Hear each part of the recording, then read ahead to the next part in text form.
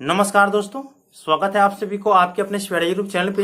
दोस्तों, इस वीडियो में जो इन्फॉर्मेशन बताने वाला हूँ, ये इन्फॉर्मेशन उन तमाम छात्रों के लिए है जो इस बार मिथिला यूनिवर्सिटी के BA BSc BCom पार्ट 1 में एडमिशन हेतु यूनिवर्सिटी के ऑफिशियल साइट पे ऑनलाइन आवेदन किए। छात्रों को ऑनलाइन आवेदन करने में किसी न किसी परेशानी का सामना करना पड़ेगा। किसी को ऑनलाइन आवेदन करने में गलतियां भी हुई, तो छात्र मुझे बार बार कमेंट करके पूछ रहे कि सर, मुझे ऑनलाइन आवेदन करने में गलतियां हुई है तो उसका सुधार कैसे होंगे। तो अगर आपके नाम में गलतियां हुई हो, पिताजी के नाम में गलतियां हुई हो, माताजी के नाम में, डेट ऑफ बर्थ में, जेंडर में, इत्यादि चीजों में आपको अगर गलतियां हुई हो, आपको ऑनर्स को छोड़ करके सब्सिडरी विषय का चुनाव करने में या कंपोजिशन विषय का चुनाव करने में अगर गलतियां हुई है, तो इस वीडियो को आप लोग शुरू से अंत तक जरूर देखिए, क्योंकि मैं अपने चैनल पे आपके समस्या का समाधान और आपके लिए जो इन्फॉर्मेशन होता है वही प्रोवाइड कराता हूं।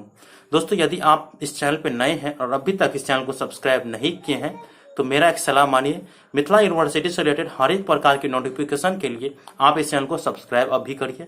साइड में बेल आइकन का उससे दबाकर ऑल नोटिफिकेशन को ऑन कर दीजिए। इससे ये होगा, जब भी मैं कोई वीडियो अपलोड करूंगा तुरंत आप तक नोटिफिकेशन पहुंच जाएगा और आप उस वीडियो को टाइम से देख पाइएगा। ठीक है, सब्सक्राइब कर लीजिए। दोस्तों, अगर आपको एडमिशन लेने में, ऑनलाइन फॉर्म फिलअप करने में गलतियां हुआ है तो आपको घबराना नहीं है। किसी भी चीज में अगर गलतियां हुआ है तो आपको घबराना नहीं है। हर एक समस्या का समाधान होता है और मेरे चैनल पे भी होता है, और मैं जिस प्रकार आपको कहूंगा उस प्रकार आप लोगों को फॉलो करना है। ठीक है, देखिए, अभी आपने मिथिला यूनिवर्सिटी में एडमिशन हेतु ही ऑनलाइन आवेदन ही किए हैं, न तो आपका कॉलेज अलॉट हुआ है कि इस कॉलेज में आपको एडमिशन लिया जाएगा, आपका नाम उस कॉलेज के मेरिट लिस्ट में आया, ऐसा तो नहीं है।